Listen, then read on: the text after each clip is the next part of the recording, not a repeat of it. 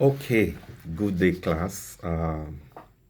So, like we agreed in the class today, this is going to be a short video. Those who were in attendance in the class, having consulted them, we all decided that the class should be cut short and a video is made instead to complement for what we could have done in the class, at least an aspect of what we could have done in the class, so that those students who are physically there at the uh, strike action, the venue, the locations of the strike actions don't lose out entirely.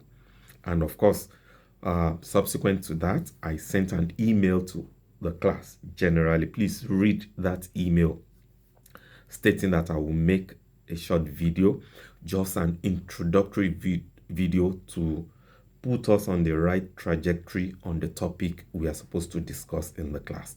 Uh, there is no attendance today, so attendance is cancelled. There is no assignment, nothing. And on Wednesday, there will be no discussion cafe so that you could go ahead with your protest. It's our own way of supporting you and to tell you that we are with you. But that does not mean we are canceling classes. So this is like a makeup for a short makeup. Of course, you have directions. I will give you directions, examples, and we have materials that are selected for this class, for this topic. So please get on the material. I've posted them on Brightspace. Since all these days, they're on Brightspace. Check the syllabus, look at the material, read aspects of the materials if you cannot read everything, and try to understand what we're talking about. So today, the topic we are engaging is the performing arts. We've engaged various aspects of arts and creative endeavors. So today, we are examining the performing arts. So we want to start with our usual dilemma, the problem of definition. What is performing arts? It's so difficult these days, like all other aspects of arts, because we aggregate all these things under one conceptual framework, which is performance. Performance is what we put all these things. The performing arts is put under one umbrella now, performance. So when you talk about performance, you are talking about a whole range of things. So what I'm doing right now, talking to you or talking to my video recorder right now, I am doing a performance, But whether a performance is necessarily performing arts or not, those are issues we want to excavate. It's an art form, and we know what art is, even though we cannot have a certain definite terms that we all can use. We all understand what art is. So performing art is also like that. So how can we define it? Traditionally, performing arts is ascribed to those activities that you do involving your bodies with action to a live audience. That is the genesis of performing arts. Or you go to watch a live performer and all those things, But then from the live, we start seeing some performances that are stored, maybe captured in some retrieval system, like videos that could be retrieved and then seen. People began to think, does that qualify as performance? Some things that people do that they use that have those essential elements that performing arts could have. People began to question, does that qualify as performing arts? If yes, then the definition of performing arts was becoming limited. So we have to devise new definitions.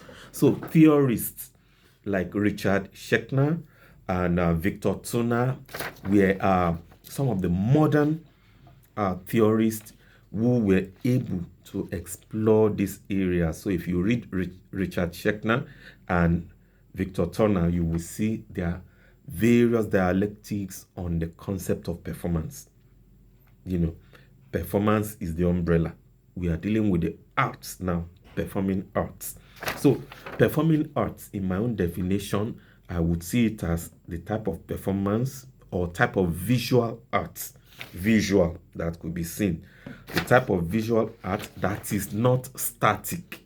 Some visual arts are static. Drawing, painting, when you finish them, they are static. But for performance, a performing art is a visual art, but it's not static. It moves. It moves. So when a visual art is not static, it becomes performing arts. Or I could say it is the type of art that requires the use of action and expression. That is the way I would define it. With that, I took away that ambiguous concept of life. That was our problem in the traditional definition, though it must be life. But today, performing arts does not have to be live. They are stored, they are performed and stored, then they are retrieved. You could do a performing arts in your bedroom alone. But then to become that art, there has to be some fundamental element attached to it, which we will talk about later. So what I'm just saying is that the concept of life no longer applies to every form of performing art. The only thing that applies is that they are expressive form of arts. Even though they are live, they are not live, they are expressive form of art. That means it's an art that moves, that expresses and things like that. So that's the definition from me. People could define like art, like all other genre of art that we've talked about. We could have different definitions, but we must be careful so that we don't put ambiguous expressions in our definition. Once you put live, we begin to question you. But what if it's not live? Does it stop it from being a performing arts? So that's why I extracted that live and I put in expressive. It must be expressive in all its form. It must be expressive. So that's my own. So we could walk around definition, and expressive means it, for me, it involves action, movements, and things like that. That is my understanding of expressive or expression. Okay, so we can move down to the fundamental elements of performance. What are those fundamental elements of performance? Number one, there must be the creator, who is called the performer. There must be a conscious action. We know why it's conscious later. It must be a conscious action. That's why. So if you are using a hammer to hit something, we could, it's a conscious action. It's a conscious action. That does not, is not a complete orientation on its own, but we'll come to define that. When you are doing this and hitting a hammer, it's a conscious action. But can we call that a performing art? The answer will be a no. So that conscious action also has some kind of substantive meaning beneath it, which we will ventilate later. But we know we have a performer, we have conscious action, we have performing art is that kind of art that use the body, or something, or a material. It uses either a body or a material in time and in space. So when you are using that body, you must use it in a definite time. Time does not suggest that it has to be 10 o'clock, 2 o'clock. It means it follows certain patterns, certain rhythm that are chronological. Chronological. That it keeps going, it keeps coming, it is thread. It is forming a thread. It is making a story. It is making something meaningful because it depends on that aggregate of timing and is done in specific space. So it's the use of body in time and in space. Some other people will say use of body is one element of it. Then time and space, those are different elements entirely, but it's still the same thing. You use your body in time and in space. Now let's connect that conscious action with the element that is important now. Audience. There must be an audience. So when you are doing a conscious action and there's no audience, maybe it's performance, but it's not performing arts. To make it performing art, there must be an audience that are also conscious in themselves. Their consciousness is directed towards your action. Their consciousness is directed towards your action. That means they are focused on your action. Their orientation is to see your action, to be able to interpret your action.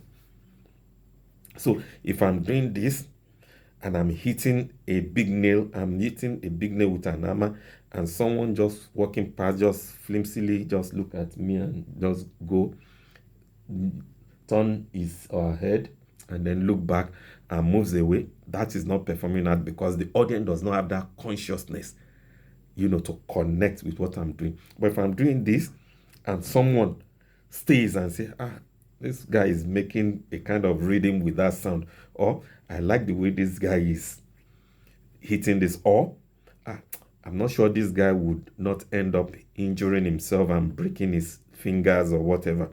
Once there is that conscious connection with what you are doing and with the audience, then performing arts is there. Now, you could see where that connection is. You are doing this because you want an audience to react.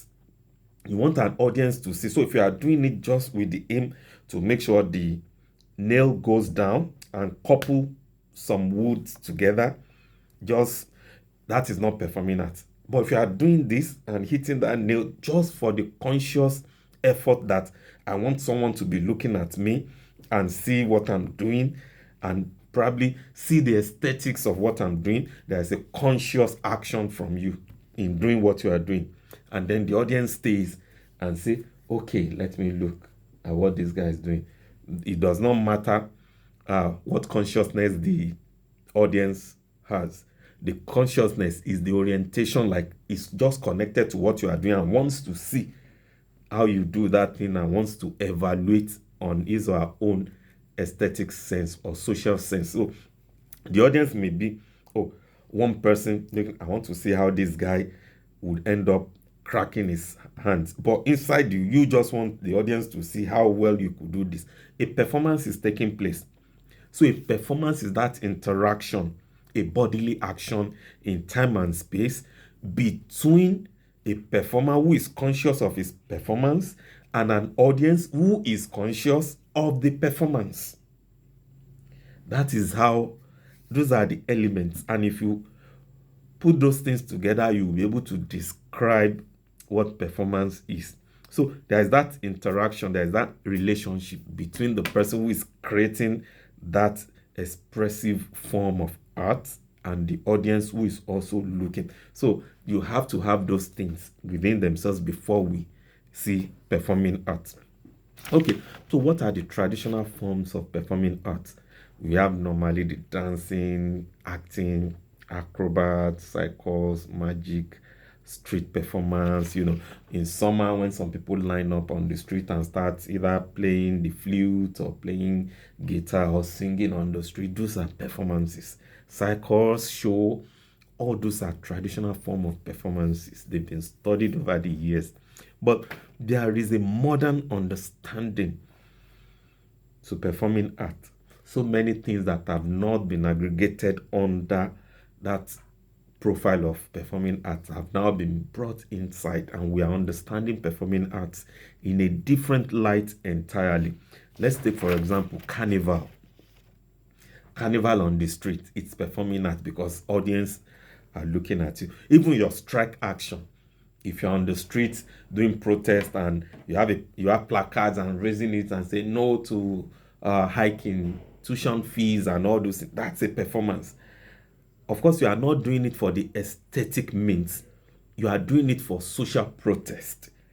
But because it's a conscious action and you also want someone to see you and listen to you, maybe government or whatever, and then people passing on the street stops, they look at you and they say, wow, look at what this, that is a performance. So carnivals, protest, street actions, all those things are performing arts. There's another kind of performing arts now that is called site-specific performing arts. Site-specific performing arts take place in the very location in which the story of that performance is written. So it is not only like you simulate a location, you have to go to that location to take up that action. That is site specific. Like I want to do a drama about two friends who meet at let me say a bar. So I don't need to build a stage somewhere. The action itself, the drama itself, the performance itself will be taking place inside a bar. That's an evolving kind of performing art. Let me say, we want to do a performance about two friends who went to the beach and are enjoying themselves and are talking. You don't have to simulate a beach. You go to the beach, put up a place where the audience could sit down, and then the two friends interact with the beach or whatever and do their performance. So site-specific means you go to that very site and do the performance. It's a new kind of performance that is experimental in nature. So you go to that site and put up that performance. That is site specific. Of course, we have digital performing arts, like we've seen in what we discussed in the class, the AR, virtual reality and augmented reality, simulations, and all those things. So those are some of the areas of performing arts, both traditional and modern and all those things. So how do we create performing arts? When we want to do performance, how do we create it? Why is it different from other forms of art? Of course, it follows almost the same idea, but with some specifics. Number one, like every form of art, you have to have the idea. So idea is the beginning. Something triggers you and you develop that idea, or you define your concept. Okay, I want to do this. I want to do this. I want to write about classroom. So you are beginning to create your ideas. Then when you have that idea, you have to think of the artistic medium. If I want to write about a classroom, where do I want to make it a musical art? Do I want to do it in a theater? Do I want to do a song? Song is also performing art. Do I want to do a song about the classroom? Or do I want to do a drama and act out a classroom? Do I want to mime or improvise a classroom? You have to think about the medium immediately. Once you have the idea, you start thinking what medium would best convey my idea. Then you start preparing and building on that idea and developing it. These are called the process of thinking, rehearsals, practice, design. These are moments that follows the construction of a performing art. Even if your performing art will be improvisational, you still have to think and design, and build upon your thoughts and ideas. Then you find location. You have the medium, then you have to find location. Maybe it's the traditional location where you have to go to a site like inside a theater or a hall to put up all the non-traditional explorative sites like digital. So what determines your location? That's a question we all should find out. It's always sometimes very hectic. What determines your location? So many things. Probably the economy of what you are doing. I have this fantastic idea. I should be able to put it up in a theater, but in a theater I would have to pay for so many things and whatever. No, I'm going to encapsulate those ideas and put it on virtual reality because I am good at tech. Economy may determine, your idea itself could determine the medium. Your artistic skill could determine the medium. So many things could determine the medium, which you could go and explore and find out. Then you execute the action. You carry out that artistic expression. You do it, you perform, whether live or whatever. And then after that, you document if need be. like what I'm doing now, I am documenting, I'm storing this thing because I want to retrieve it and then send it to you. So if you have to, you could document, you could document, or if you don't have to, if it's a live stuff that you don't need to document, it's okay. It depends. So there are so many angles for looking at performing arts. We have two very good materials for today's class. Please check them out.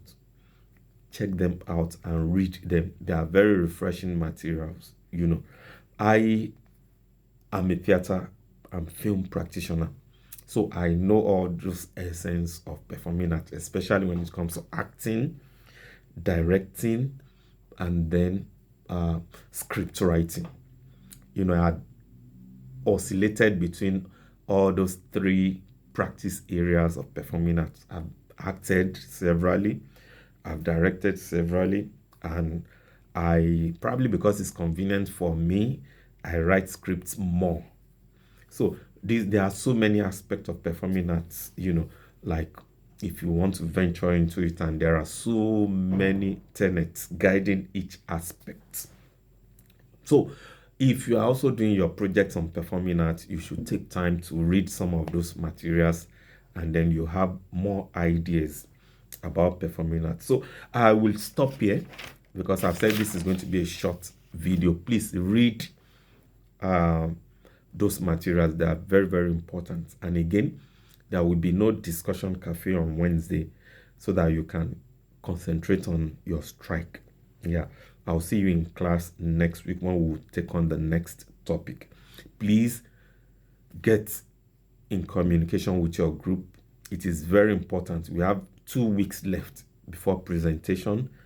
Also, focus on your exam paper because I put deadlines there and the deadlines will not change.